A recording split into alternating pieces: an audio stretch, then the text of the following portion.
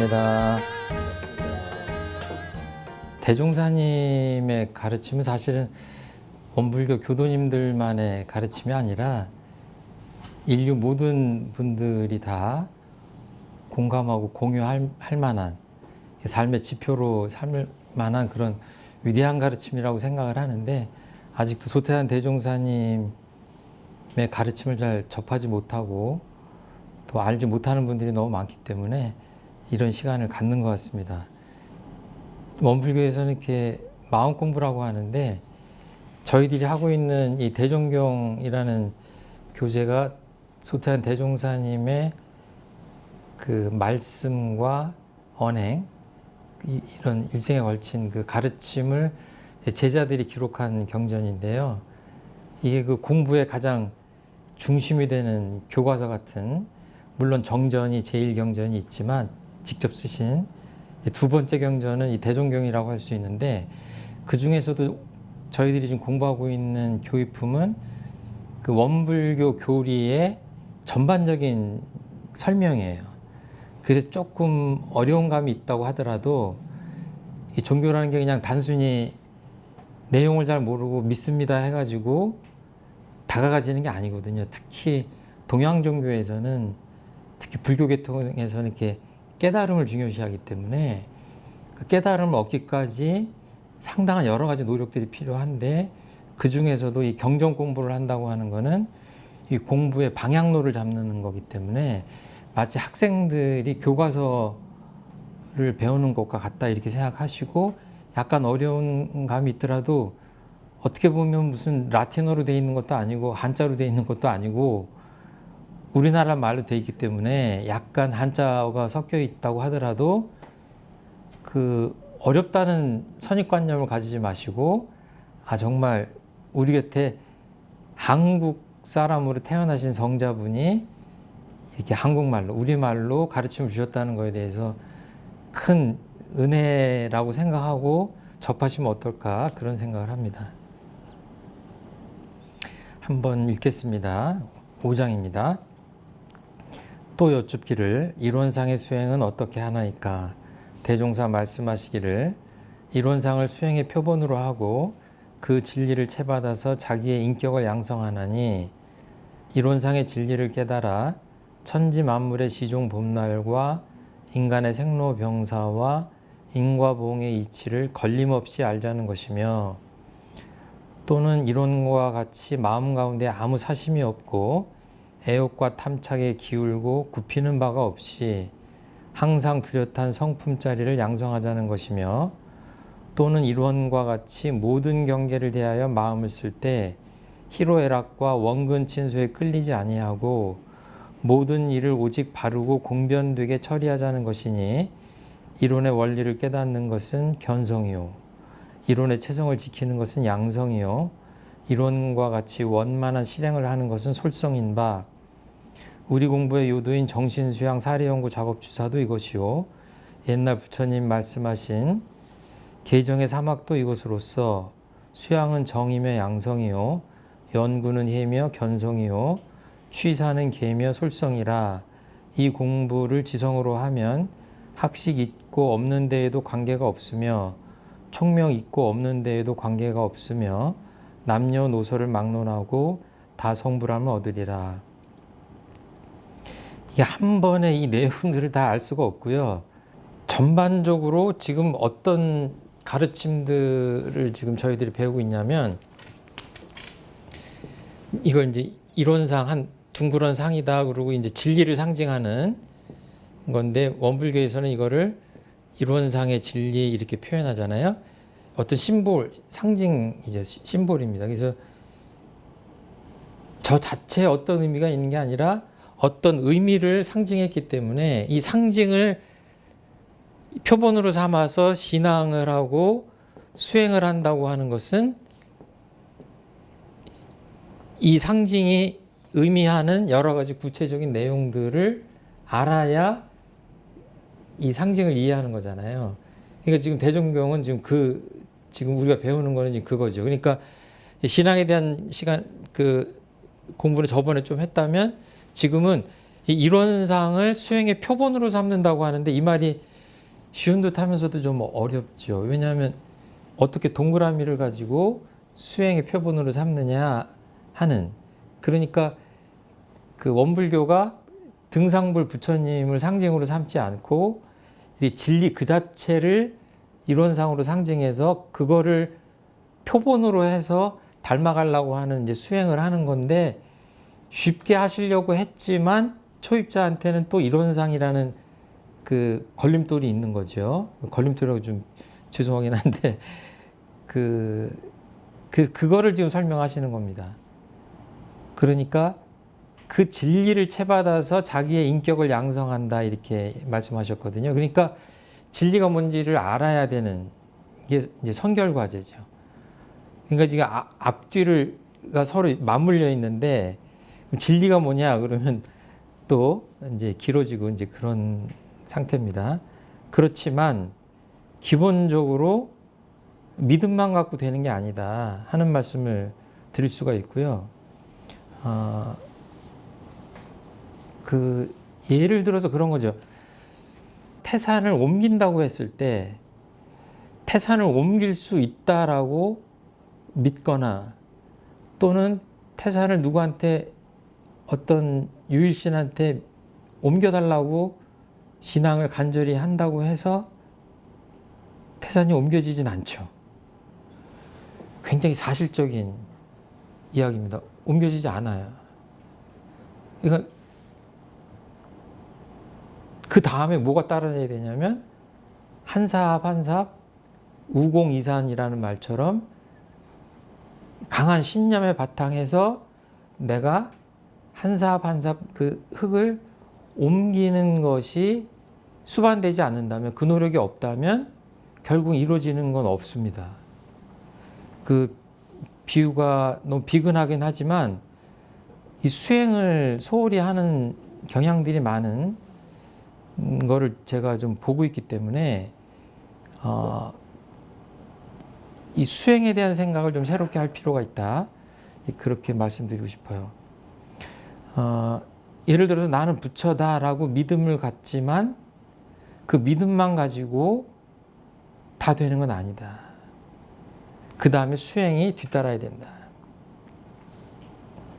저희들이 이 신앙을 하고 수행을 하는 것도 어떻게 표현하셨냐면 대종사님께서 그 진리를 믿어서 복락을 구한다고 그랬어요. 그 수행도 그 진리를 채받아서 수행을 한다고 그랬어요. 그러니까 뭐예요? 원불교 신앙은 진리 신앙입니다. 이 진리에 대한 개념이나 검증이나 이런 것들은 원불교만 하는 게 아니라 이 세상 모든 사람들이 해야 되는 거죠. 어떤 것이 진리다. 예. 보편 타당한 그 진리를 믿자라고 하는 거예요. 예. 그리고 거기에 바탕해서 내 인격을 양성하자 하는 겁니다. 예를 들어서 여기 지금 본문에 보면 천지만물의 시종 본말과 인간의 생로병사와 인과보응의 이치를 걸림없이 알자는 것이며, 이거를 이제 다른 데서는 어떻게 표현했냐면 우주는 성주경으로 변화한다. 그러니까 태양도 어때요? 나이가 있어요, 없어요? 우리는 한 100년 살지만 태양은 몇 년 삽니까? 기억하기 힘들 만큼 과거에 태어나서, 근데 태양도 어때요? 언젠가는 괴공, 언젠가는 식어서 언젠가는 죽음을 맞이한다. 근데 저희들이 그 생각 안 하고 살죠. 이 우주도 인간의 표현을 빌자면 우주도 생로병사 한다는 얘기예요. 사람만 생로병사가 아니라. 그 원불교에서는 천도제 지내고 할 때 주로 하는 얘기가 그거거든요. 생로병사가 계속된다. 근데 그게 어려운 얘기는, 이게 들을 때는 그럴듯하지만 봄, 여름, 가을, 겨울까지는 이해가 돼요. 근데 생로병사까지도 이해가 돼요. 다 우리 아버지 어머니가 돌아가셨으니까. 인간의 육신으로 태어난 사람이 죽지 않은 사람은 없으니까. 그런데 내가 정말 죽은 다음에 생로병사 한 다음에 다시 생로병사를 거듭할 것이냐, 무한한 세월 동안. 여기에 대해서는 퀘스천 마크가 걸리잖아요. 대종사님 어때요? 우주가 성주개공하듯이 추나추동이 계속 되듯이 인간도 생로병사를 계속한다. 단지 육도 윤회로 지은 대로 과보를 받을 뿐이지, 변화할 뿐이지, 이것이 인간의 영혼이 그 불멸한 상태에서 계속 윤회한다는 이야기를 하시는 거예요. 근데 이런 것 자체를 깨닫거나 또는 굳게 믿거나 믿어서 깨침을 얻도록 노력하거나 이런 것들이 이렇게 병행되지 않으면 어때요? 삶을 대하는 태도가 다를 수밖에 없고 이 세상을 살아가는 내 삶의 태도가 달라질 수밖에 없죠. 뭐 죽어서 그만인데 어떻게 하게 돼 있어요? 그럼 삶의 태도가 확 바뀌죠. 네. 그리고 뭐예요? 그런 거 믿지 않는다 그러면 뭐예요? 내가 이렇게 애써서 생로병사의 이치를 알려고 한다거나 또는 거기서부터 해탈을 얻으려고 수행을 하거나 이런 것들이 자연히 소홀하게 되죠. 그러니까 우리가 보기에도 정말 막 사는 듯한 내일이 없는 듯이 사는 사람들 있잖아요. 그런 사람들은 마음속 깊이 보면 어때요? 이런 것에 대한 믿음이나 그 믿음의 바탕은 수행을 하지 않는 사람일 가능성이 대단히 그 확률이 높죠. 보지 않아도. 예. 이게 다 연결되는 겁니다. 이 수행에서는 그 채받아서라는 표현이 있는데 채받는다. 이거는 이제 몸체자 같아요. 그런데 이 표현을 잘 쓰는데 이제 그 서예를 할 때, 서도를 할 때 보면 스승님이 채본을 먼저 써주시죠. 먼저 이렇게 그 옆에서 잘 보고 그걸 집에 가서 이제 받아다가 흉내내잖아요. 그걸 이제 채본이라고 하는데 이제 채받는다는 거를 쉽게 하려면 그렇게 서예를 생각하시면 될 것 같아요. 그러니까 자기의 인격을 어떻게 양성하냐면 그 진리를 채받아서 한다고 한 거예요. 그러니까 뭐 오늘 다 말씀드릴 수는 없고 어떤 무형한 진리라는 것이 있다고 한다면 원불교 사람들의 수행은 뭐예요? 그 진리를 나라는 인간 개인에 적용시켜서 그 진리를 닮아가고 깨닫고 알아서 진리에 맞게 살아가려고 하는 노력이에요. 그러니까 그 원불교에서 원만하다고 하는 이야기를 하잖아요. 그 영화 예매하려고 티켓팅을 하려고 이렇게 인터넷 들어가면 제가 예를 드는 건데 그 이렇게 육각형으로 표현을 해놓고 어떤 작품은 이렇게 삐죽삐죽하게 돼 있어요.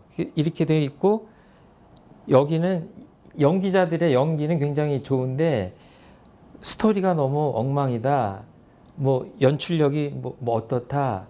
감동이 좀 적다. 뭐 이런 것들을 육각형으로 이렇게 표현하잖아요. 요즘은 어때요? 인격도 육각형으로 많이 표현해요. 그래서 젊은 사람들이 뭐냐면 육각형 인간이다 그렇게 표현하는 것 같아요. 근데 원불교에서는 육각형 인격이 아니라 이 진리가 이렇게 원만하다고 하면 뭐예요? 이 육각형으로 되는 게 아니라 꽉 차 있는 그러니까 삐죽삐죽한 인격이 아니라 모든 면에서 진리를 채받아서 원만구족한 인격을 만들려고 하는 사람이에요. 그러니까 설사 원불교 교당에 나오지 않는 사람이다 하더라도 끊임없이 운동도 하고 아침에 일어나서 뭔가 명상도 하고 지혜를 갖추기 위해서 다양한 독서도 하고 또 정의를 위해서 자기를 희생할 줄도 알고 이런 사람이다 그러면 뭐예요? 그 사람이 어떻게 보면 정말 원불교다운 삶을 사는 사람이에요.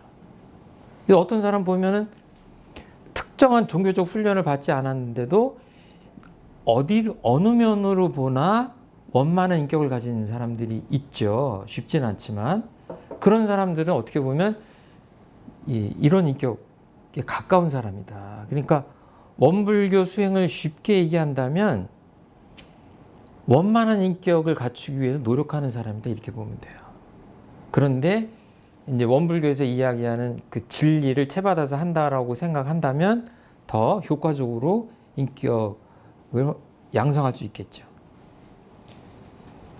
그래서 내가 얼마나 수행을 하느냐 이렇게 생각하면 뭔가 좀 종교인들만 하는 것 같고 이런 느낌이 들지만, 얼마나 내 인격 향상을 위해서 노력하느냐 이렇게 생각한다면 좀 이렇게 좀 보편적이고 쉬워지죠. 예, 그래서 그 진리를 채받아서 자기의 인격을 양성한다는 표현을 꼭 유념을 하셨으면 좋겠다. 그리고 이제 수행을 한다고 하는 것은, 우리가 인격을 양성한다고 하는 건 어때요? 아주 지금 현재의 나로 이렇게 적용해서 본다면 쉽게 생각하면 그런 거예요. 내가 지금 어떤 행동을 하고 어떤 행동을 할 때는 내 안에 어떤 마음이 있어서 하는 거 아니에요. 이 맛있는 술 한 잔이 있는데, 제가 술을 먹는 사람이라 그 술을 보면 정말 거절을 못해요. 근데 정말 어떤 모임에 갔는데 오늘은 안 먹어야지 그랬는데 그냥 고향 친구들이 딱 한 잔만 하라고 하는 거예요. 이거를 뿌리치지 못했어. 거기까지는 뭐 용서할 수 있습니다. 그런데 이게 만약에 음주운전으로 이어졌다. 뉴스를 보면요, 음주운전 사고가 그칠 날이 없어요.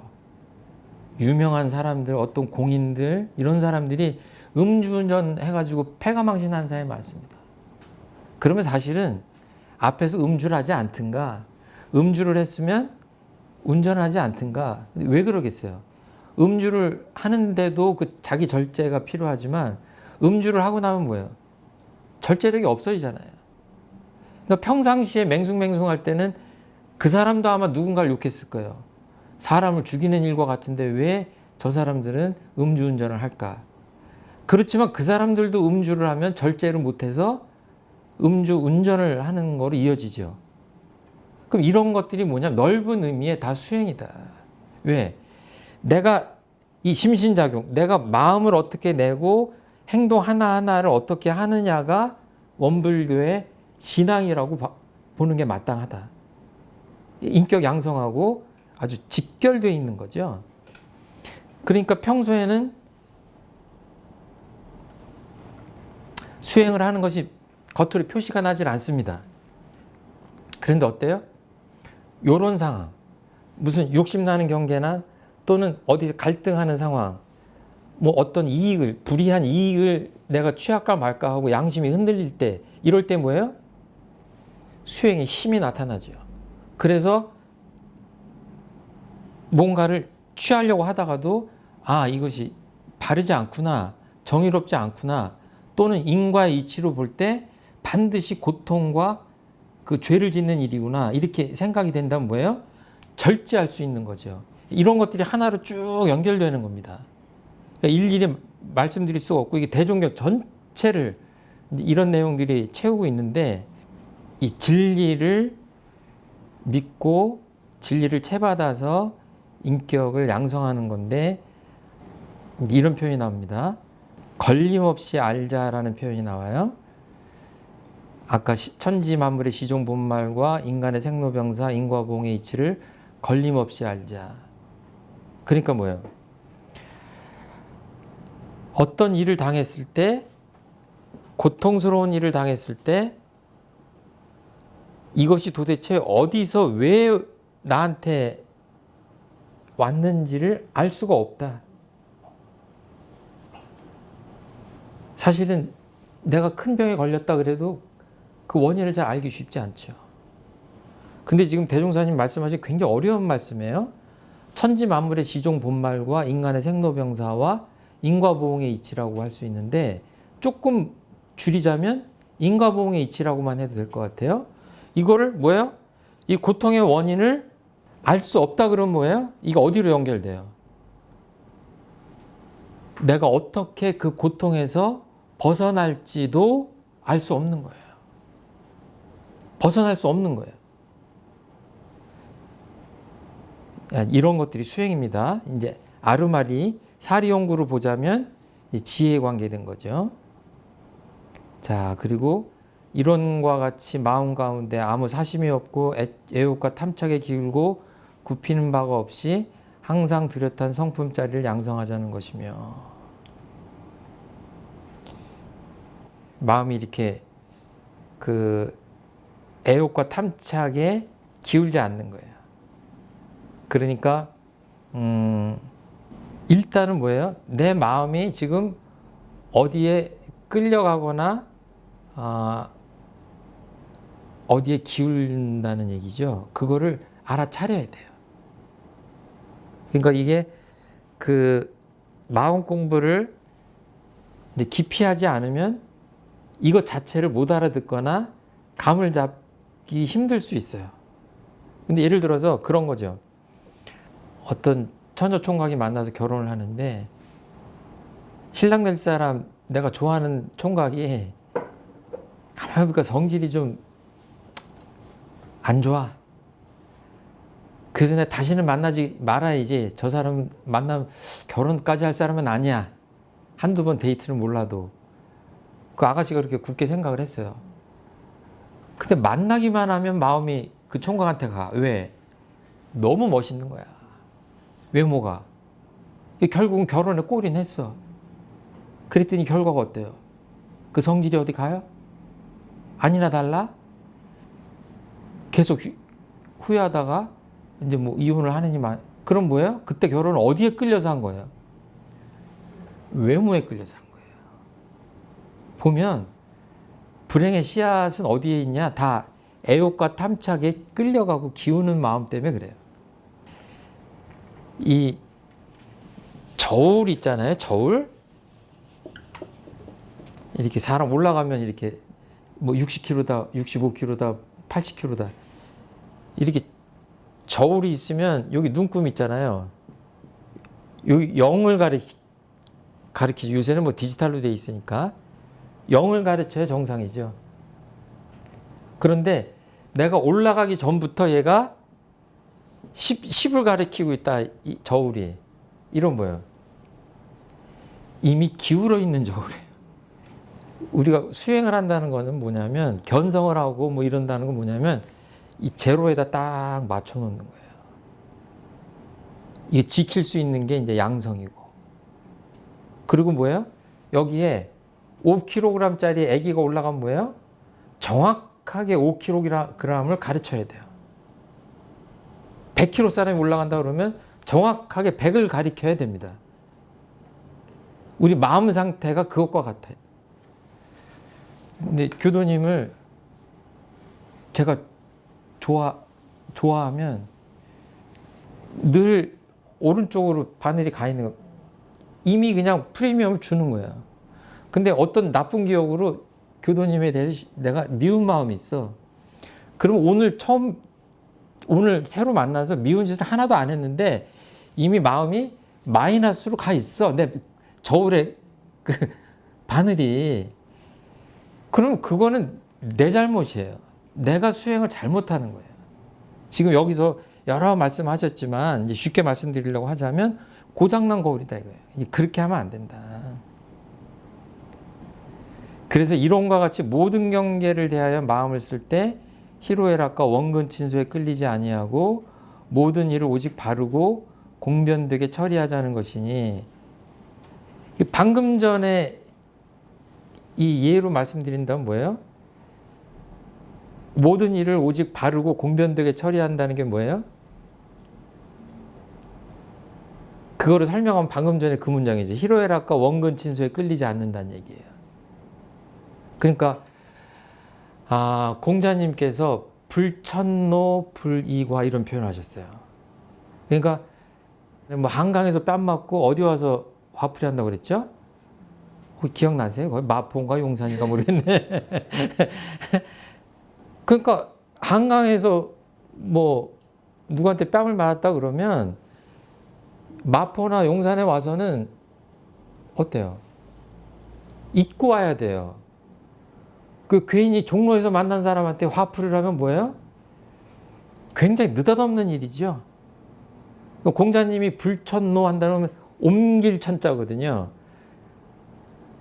노함을 옮기지 않는다 이런 표현이에요. 그 뭐냐면 괜히 무던히 우리 권정업 교도님이 저한테 그냥 그 안 좋은 얘기를 해가지고 제가 기분이 상했어. 근데 10분 있다가 우리 교도님을 봤어. 그때 얼굴에 뭐예요? 이미 써 있어. 최 교수님 얼굴 보니까 이미 벌써 뭐 오늘 뭐 억울한 일을 당했는가? 왜 저렇게 침울해 있지? 답이 써 있다고. 그럼 뭐예요? 불천도 못한 거야. 그러니까 이때는 이때 끝내고 다시 제로로 와서 빈 마음으로 와서 사실은 교도님은 나한테 즐거운 소식을 굿뉴스를 전하려고 오신 거야. 그럼 내가 찌푸리고 있으면 굿뉴스 전하려고 그러다 못 전하잖아요. 그러면 안 돼. 반대도 마찬가지예요. 여기서 교도님이 즐거운 뉴스를 해가지고 아 참 기분 좋네 그러고 막 깔깔거리고 좋다고 잘하셨다고 그리고 칭찬하고 좋게 했어. 근데 사실은 또 교도님을 뵀더니 집안에 우환이 있어서 슬픈 일로 나한테 상담을 해.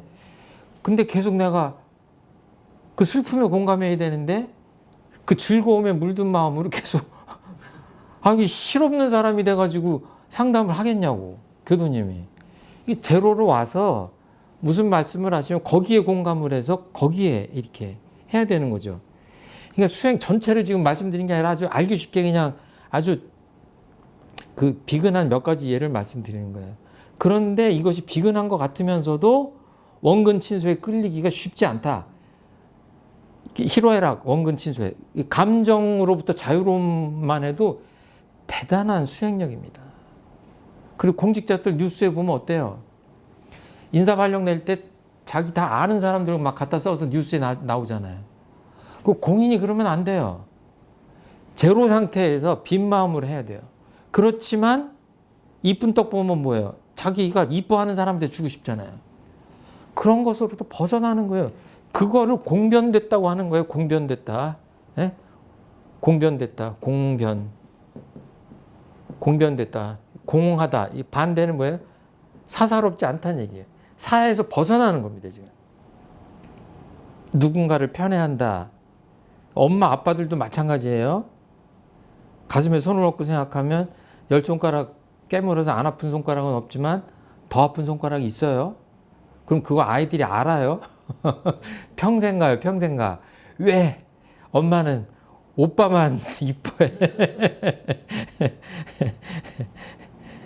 이게 이제 그 정신수양 사리연구 작업취사를 잘하는 좀 어렵지만 그냥 설명을 좀 이어가 보겠습니다. 이제 불교에서는 개정의 사막이라고 하는데 순서를 바꿀게요. 해자가 생각이 안 나네. 지혜 해자. 계율할 때 개자예요. 이제 원불교식으로 얘기하면 정신수양, 사리연구, 작업취사예요. 정신을 이제 쓸데없는 생각들은 다 비워내고 원래의 이 타고난 그 정신, 온전한 정신을 지키는 겁니다. 현대인들이 가장 하기 힘든 거예요. 잠시도 가만히 안 있고 뭔가를 보고 뭔가를 하고 그러잖아요. 사리연구는 일과 이치 간에 아까 걸리고 막 걸리지 않는다고 표현하셨잖아요. 이무에 사무에 한다는 얘기예요. 저 사람 보면 그냥 일도 막힘없이 잘해. 그리고 이치도 지혜로워서 걸리는 게 없어. 이 사리연구를 잘하는 거예요. 지혜가 있는 사람이야. 작업취사라고 하는 거는 업을 짓는 건데 작업한다 그러면 삽질을 하는 것만을 업이라고 하는 게 아니라 모든 그 행동을 하는 거를 다 업이라고 그래요. 이걸 이제 카르마 그러죠. 불교에서는 업이다. 업을 짓는 일이에요. 그러니까 지금 저는 업을 지금 엄청나게 짓고 있는 거예요. 말하고 이렇게 지금 계속 하잖아요. 여러분들은 뭐예요? 듣고 계신 업을 짓는 거예요. 그러니까 인간은 자나 깨나 업을 짓는 건데 이 심신작용을 하면서 한순간도 업을 짓지 않는 순간이 없기 때문에 그 업을 잘 존절히 지어야 된다고 하는 게 수행의 아주 맨 끝에 가면 이 작업취사라는 걸로 가는 거죠. 이 취할 취자에 버릴 사자예요. 그러면 이게 좀 유교식으로 표현한다면 이거는 견성, 양성, 이제 솔성 그래요. 그래서 이제 중용 같은 데 보면 뭐 천명지위성, 솔성지위도, 뭐 수도지위도 이렇게 나오는 게 그런 거예요. 유교에서는 어떻게 표현했냐면 하늘이 주신 천명을 그대로 받드는 게 이게 성품짜리 할 때 성. 천명을 일러서 성이라고 한다. 그래서 뭐예요? 이 성자가 들어갑니다. 그거를 그대로 보는 게 깨달음이에요. 그리고 짐신작용을 할 때 이 성품 그대로를 온전하게 쓰는 그거를 잘하는 게 이 작업취사의 공부예요. 그래서 이거를 삼학이라고 그래요. 그러니까 이 불교와 유교 이런 것들이 다 이 가르침 안에 이렇게 녹아들어 있다 이렇게 보시면 돼요. 불교에서는 정해계라고 표현했다면 원불교에서는 정신수양, 사리연구, 작업취사로 표현했다. 그러니까 이것들이 이렇게 마음속에 이 세 가지 방면으로 내가 공부를 하고 심신작용을 할 때도 늘 이 세 가지를 생각하면서 살아가는 사람이 원불교 수행을 잘하는 사람이다. 이렇게 보시면 돼요. 나중에 어떤 표현을 하셨냐면 이 공부를 지성으로 하면 학식 있고 없는 데에도 관계가 없으며 총명 있고 없는 데에도 관계가 없으며 남녀노소를 막론하고 다 성불함을 얻으리라 그렇게 말씀하셨어요. 그러니까 부처를 이룬다고 하는 것은 굉장히 어렵게 느껴지잖아요. 그리고 뭔가 막 불경도 엄청나게 읽어야 될 것 같고 우리가 뭐 하루에 30분이나 1시간씩 좌선해가지고는 갈 길이 너무 먼 것 같고 뭔가 특별한 성직자분, 뭐 스님이나 이런 분들, 교무님들이나 성불이라는 거를 말할 수 있는 거 아닌가 이렇게 생각하기 쉬울 텐데 그런 건 절대로 아닙니다. 제가 아니라고 한 게 아니에요. 지금 소태한 대종사님께서 학식과고도 상관이 없다고 그러셨어요. 그리고 총명함이 있고 없고도 상관이 없다고 하셨어요. 이거야말로 믿으셔야 되는 말씀이에요. 그러니까 뭐예요? 그냥 이 삼학 공부를 열심히 하면 부처의 인격을, 경지를 갈 수 있다. 이렇게 보시면 돼요. 그게 이제 그래서 뭐라고 하냐면 다른 데서 뭐라고 그래요? 천하의 큰 도다. 모든 사람들이 갈 수 있는 길이기 때문에 천하의 큰 도다. 이렇게 표현하시는 거예요. 인격 완성을 위해서 어떤 노력을 하십니까? 권 선생님 상시일기를 했습니다. 상시일기. 예. 원불교에 상시일기를 쓰신다고 했는데 상시일기는 이제 다 아시겠지만 하루 동안의 수행을 총 점검하는 일기예요. 그러니까 그 일기를 쓰신다고 하는 거는 하루 종일 뭔가 원불교 수행에 따라서 노력을 하신다는 걸로 이제 바꿔서 이해하면 될 것 같아요. 그러니까 이제 이런 것들이 이렇게 대답이 나와야 됩니다. 나는 내 인격 양성을 위해서 뭔가를 하고 있다. 그러니까 뭐 나이가 60대가 되고 70대가 되고 그러면 인생의 그 전성기를 지났기 때문에 내가 굳이 이 나이가 돼서 뭔가 인격 향상을 한다는 거는 좀 괜한 일이 아닌가라는 생각을 할 수도 있어요. 그런데 뭐예요? 아까 생로병사를 계속하고 영생을 통해서 우리가 인격 양성을 하고 부처의 경지로 간다라고 소원을 세웠다면 어때요? 끝이 없는 겁니다. 늘 하는 거예요. 지금 이 순간도 그냥 인격 양성을 위해서 뭔가 마음을 쓴다 이렇게 생각해야 그게 원불교 수행이에요. 그래서 무시선, 무처선 하는 이유가 특별한 때와 장소가 없이 그러니까 우리의 원불교 교도님들의 본업이 뭐예요? 본업. 나는 교사다. 나는 회사원이다. 나는 대통령이다. 나는 공무원이다. 이게 본업이 아니에요, 사실은. 뭐예요? 그냥 수행자예요. 무엇을 위해서? 정말 불지를 향해서 누가 모르죠. 내가 그런 노력을 하는지 안 하는지. 왜? 그냥 마음으로 하니까. 마음 속으로 공부하니까. 그래서 뭐예요?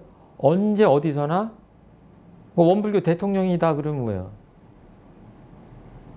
대통령 수행을 하면서 대통령직을 수행하면서 뭐예요?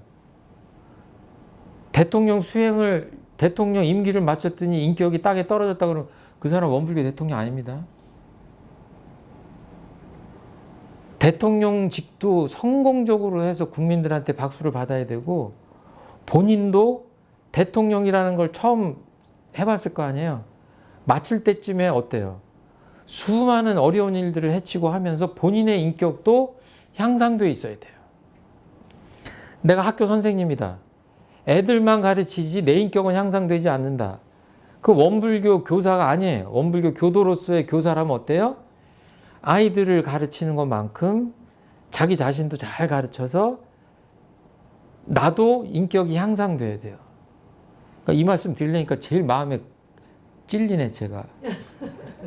이렇게 강의만 할 게 아니라 최정품 교무도 날이면 날마다 해가 가면 갈수록 인격이 완숙해지고 원만해지고 뾰족뾰족하지 말아야 되는데 고백하자면 좀 며칠 전에도 뾰족하게 심신작용을 해가지고 마음이 좀 괴롭고 주변 사람 상처를 주고 그랬는데 이게 그냥 못난 교무인 거예요.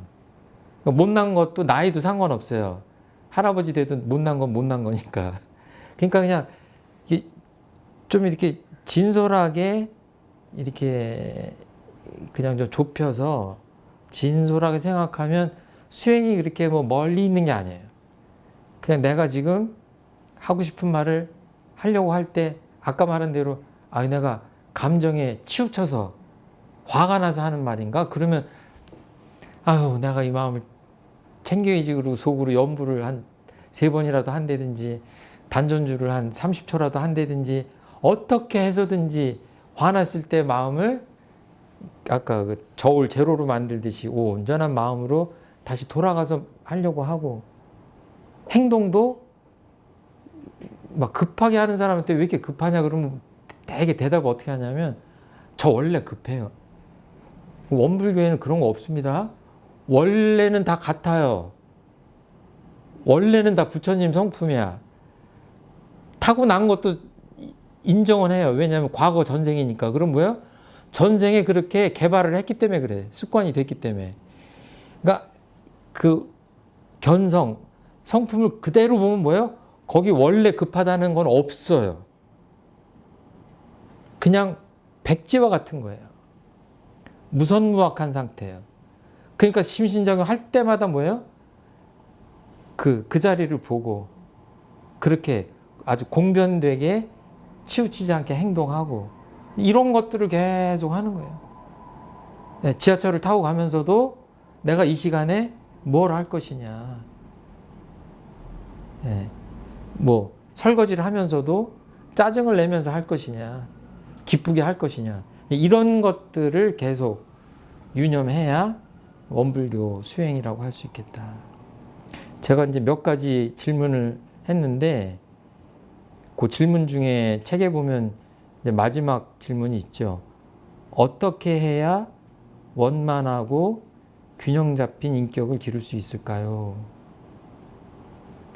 그러니까 아까 3가지 얘기했습니다. 그냥 쉽게 표현하자면 정신수양 공부를 잘한 사람은 뭔가 보면 안정돼 있고 여유로워요. 감정의 기복도 그렇게 크지 않아요. 사리 연구를 잘한 사람은 어때요? 지혜가 있는 사람은 설명 안 해도 아시죠? 반짝반짝해요. 아이디어를 내라고 그래 잘 내고 뭔가 걸리고 막히는 거 없이 잘 알아요. 작업 취사하는 분은 뭔가 그 힘든 일도 잘 해내고 꾸준함도 있고 또 결단력도 있고 그래요. 그 크게 보면 인격의 그 카테고리가 그 3가지인 거예요. 요새 뭐 MBTI 네 가지로 하는데 원불교에는 세 가지로 보면 돼요. 세목으로 들어가면 굉장히 많습니다. 그렇지만 크게 보면 세 가지인데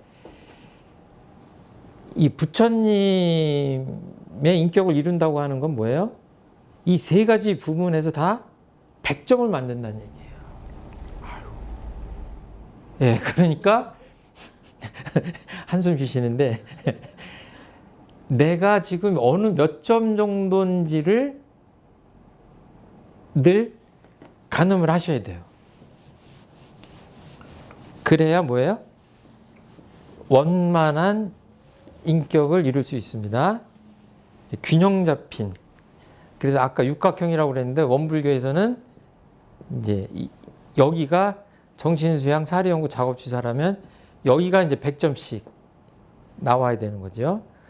이게 만약에 된다고 하면 100가지 인격도 다 100점으로 맞을 수 있기 때문에 제가 보기에는 이 원이라고 하는 상징이 굉장히 의미 깊다. 저는 그렇게 봅니다. 이 사막만 제대로 100점을 맞으면 나머지 모든 면에서 단점 발견하기 힘든 그 인격체를 그 양성할 수 있지 않을까 이렇게 생각합니다.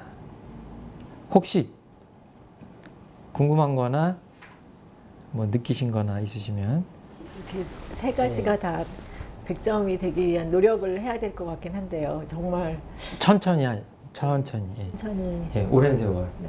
네. 서가모니 부처님이 요새 뭐 불교를 전파하시는 분 중에 어떤 분들은 뭐 전생도 없다, 막 영혼도 없다 이렇게 방송 나와서 하시는 거 보자 깜짝 놀랐는데 부처님 그 본생담 이런 거를 보면 경전 보면 과거 생에 500생을 닦아서 하셨다는 얘기가 나오고 다 옛날에 연등불소에서 뭐 다 그게 경전에도 다 있는데 그런 말씀들을 하신 분들이 있으면 걱정스러운데 그 정말 그 이 삼생을 믿는다면 윤회를 믿는다면 길게 보고 생각하시면 좀 조급함을 덜 수 있어요. 사실 그 생로병사 막 불생불멸의 이치 이거를 뭔가 이렇게 제가 받아들인 지가 저도 이렇게 얼마 안 된 것 같아가지고 그렇죠. 네 그래서 그거를 사람의 정신이 어떻게 되고 이제 그런 걸 혼자 생각하다가 이런 조금 공부를 하면서 진짜 사람의 몸을 받아서 다시 오기 위해서는 또 우리가 노력을 해야 되고 이제 그런 거를 조금 알 것 같거든요. 조금 그래서 지금 또 교수님 설명을 드리면서 이게 이번 생으로 끝나는 게 아니고 계속 내가 저걸 향해서 가야 된다고 생각하니까. 그러니까 원불교 교리의 근간입니다. 저희들이 그냥 하늘에서 뚝 떨어진 게 아니라 우주와 함께하는 그 근본적인 그 생명을 함께하는 존재이기 때문에 수없는 우리가 기억하지 못하는 과거 전생의 연장선상에 지금 저희들이 있는 거고 과거가 그랬듯이 미래도 그렇게 영원히 이 생이 이어져 간다라고 생각하기 때문에 그러니까 무슨 교전에 뭐 자살 이런 표현은 안 나오지만 교리적으로 보면 자살을 한다고 해서 자살이 되는 것도 아니에요. 죽을 수가 없어요. 이 몸은 죽어도 이 영혼은 계속. 그런데 그렇게 자살을 하면 어떻게 했어요? 영혼의 상처가 씻을 수 없는 상처가 되겠죠. 이게 맑은 영혼을 갖는 게 아니라 굉장히 상처받는 영혼이 되겠죠. 이렇게 본다면 이게 살아가는 그 우리들의 시각이나 관점이 좀 달라지죠. 그래서 뭐 저도 욕심이 나면 어떨 때 조바심이 나오고 그러는데 이게 길게 보면 그래서 그냥 생로병사를 얘기하는 게 아니라 대종사님 말씀하시면 우주의 성주계공 사시의 순환 거기에 이렇게 인간의 생로병 이렇게 말씀하시잖아요. 그럼 아까 제가 처음 말씀드렸듯이 태양이나 은하계나 이 우주의 명멸한 이 밤하늘에 셀 수 없는 그 별들도 영원한 게 아니라 생로병사를 하는데 성주괴공을 하는데 산꼭대기에 가면 조개껍데기가 나오잖아요. 정말 인간이 느낄 수 없는 그 무한한 시간이죠. 근데 뭐 우주라는 거는 더 어마어마한 그런 것을 생각하면 잘못 생각하면 허망해지는 거고 잘 생각하면 우리의 생명이라는 것이 그렇게 뭐랄까 이 우주라는 거대한 생명과 함께 하는구나. 이러면은 이 무량수라고 표현하거든요. 인간의 수명이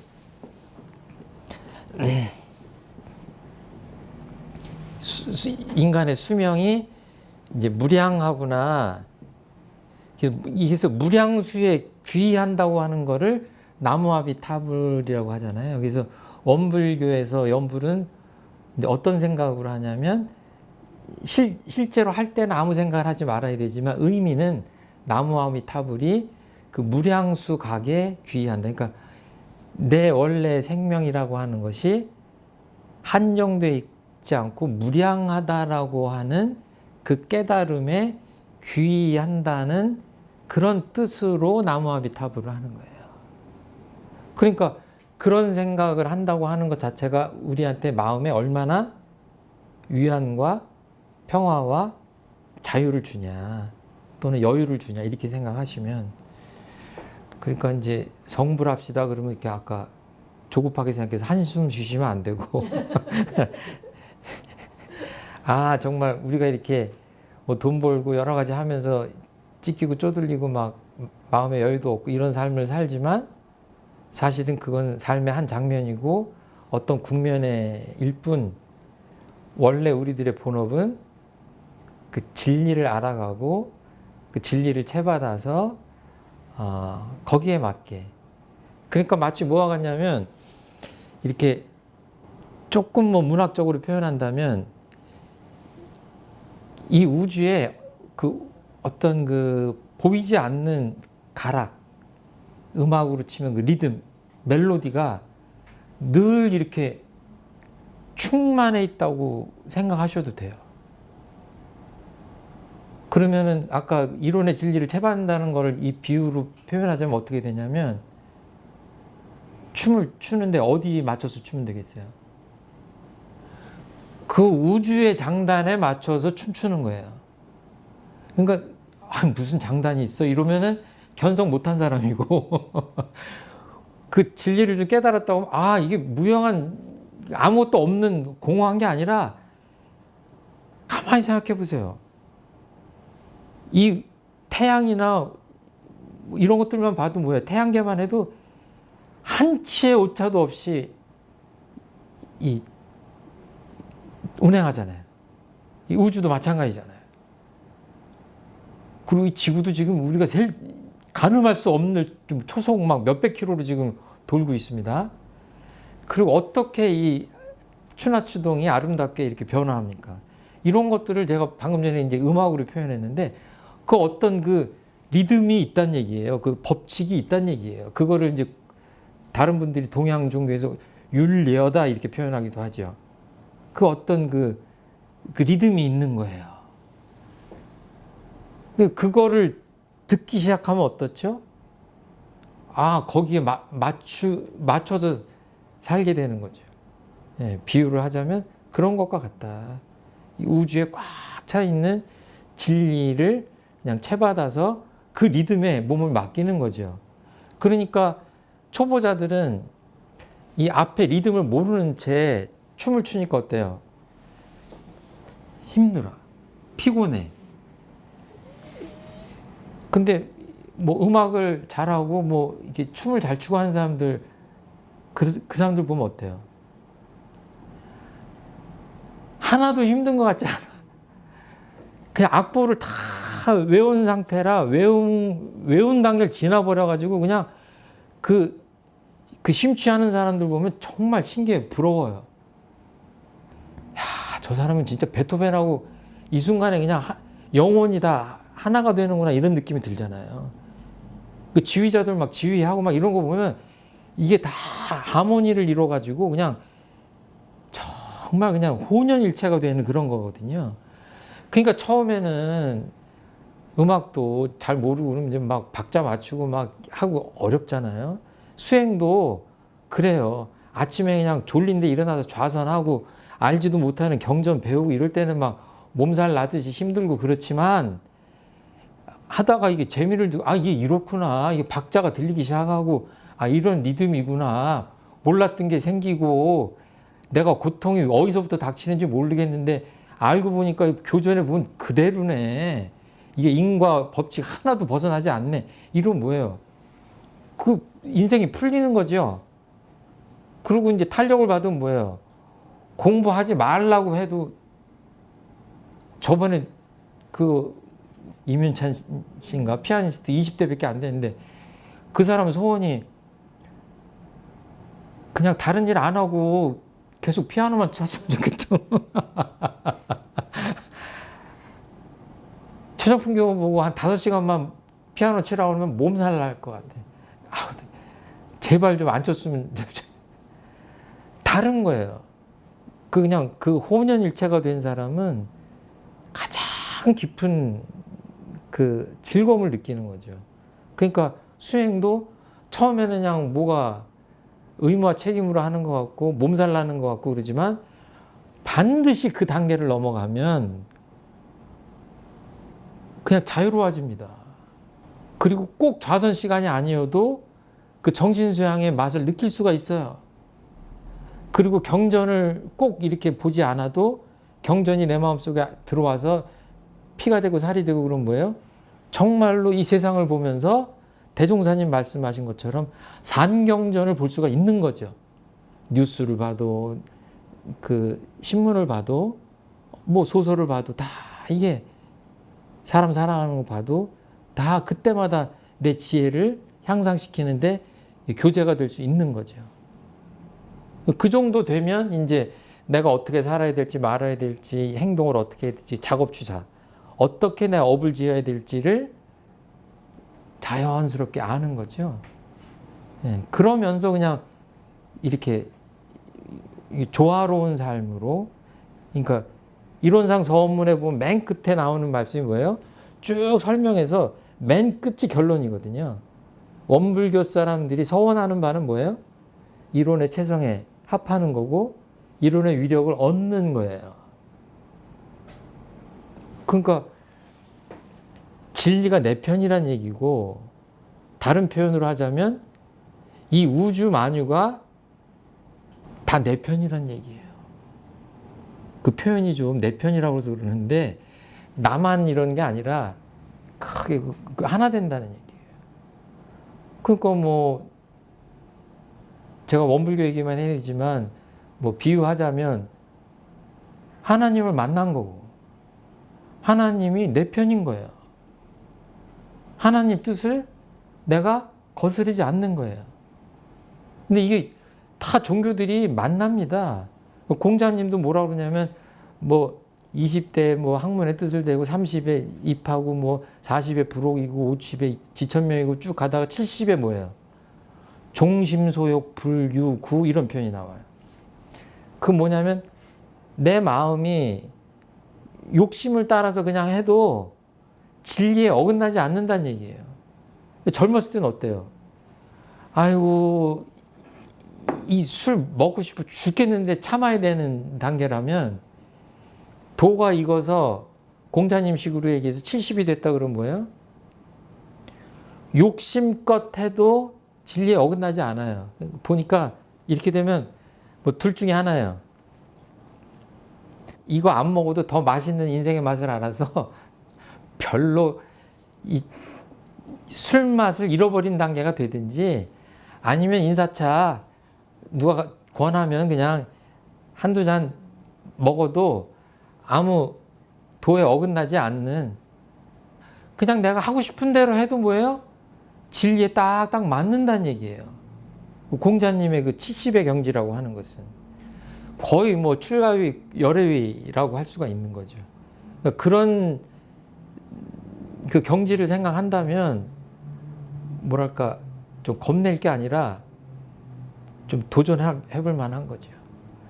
그래서 이게 우리 이제 그 공부 단계로 넘어가자면 법마상정급 정도는 넘어가셔야 돼. 그러니까 법마상정급까지 가려면 뭐예요? 이게 트레이너가 시키면 몸살나게 운동하듯이 그때는 시키는 대로 열심히 힘들어도 좀 하셔야 돼요. 근데 그 단계 넘어가면 뭐예요? 이제 맛을 알아서 인생의 맛을 알아서 누가 이런 거 먹으라고 해도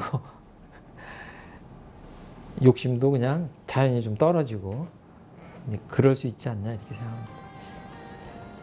5장까지 여기까지 하고 마치도록 하겠습니다. 감사합니다.